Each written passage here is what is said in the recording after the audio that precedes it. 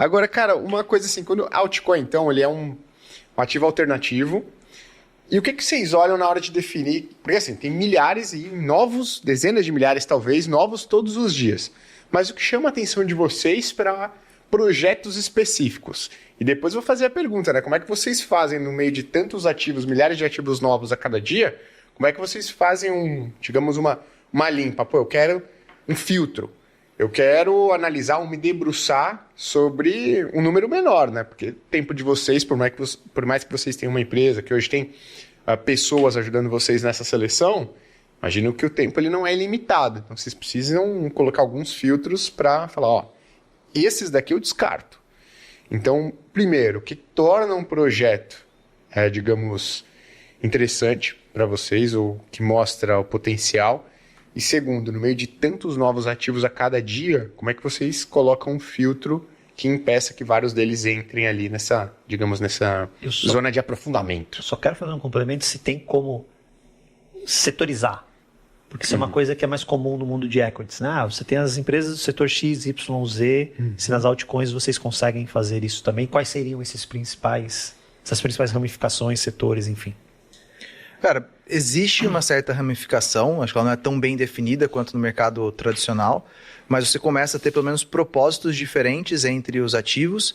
E aí eu vou falar assim, na minha visão utópica desse mercado, que é para onde eu gostaria que ele caminhasse, é que a gente pudesse de fato ter algum tipo de modelo mais racional para você poder avaliar um ativo. Então, por exemplo, quando você pega DeFi, que é as finanças descentralizadas, talvez seja o paralelo mais fácil que a gente pode fazer com o mercado tradicional. Então, do mesmo jeito que eu poderia analisar um banco baseado em algum tipo de métrica, e sei lá, vou ter múltiplos de receita, eu poderia talvez tentar avaliar uma altcoin de DeFi baseado nisso. Então, existem algumas plataformas que puxam dados de receita, né, que seria o próximo de receita ou de sales, né, e você fazer como se fosse ali uma ficha do ativo, como se fosse mesmo uma DRE, para você tentar chegar numa visão de múltiplos.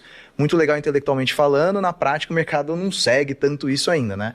Mas para mim um primeiro filtro para tentar entender, cara, onde estão as bizarrices. Mas eu acho que no fundo para mim, assim, é muito uma análise de isso ou aquilo. Assim, eu parto do princípio que eu poderia colocar todo o meu dinheiro em Bitcoin. Por que eu não faço isso?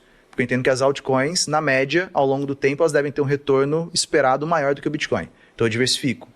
Dado que eu vou ter uma parcela em altcoins, para quais eu deveria ir? Aí eu vou muito numa análise top-down, que o mais óbvio seria eu ter Ethereum. Por que eu teria Ethereum versus Bitcoin? Porque existe uma tese de que talvez o Ethereum vai se valorizar mais. E aí, por que eu teria então Solana além do Ethereum ou em vez do Ethereum? Porque tem que ter algum elemento que me justifique que a Solana tem que se valorizar mais do que o Ethereum. Então, eu vou nessa linha de raciocínio. E aí, eu sempre, para filtrar, eu olho assim, beleza, mas existem 50 competidoras do Ethereum.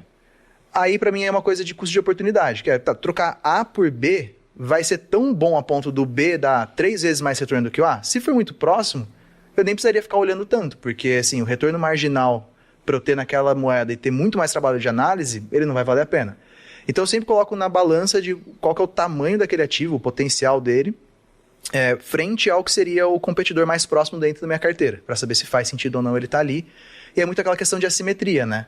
Então, assim, se eu tenho uma simetria muito favorável e talvez mais favorável do que o cara do lado, ou eu troco, ou pelo menos eu divido, né? E diversifico. Você pensa dessa forma? Sim, sim. Eu tava rindo internamente aqui, porque fazia tempo que eu não fazia podcast ao lado do Gui.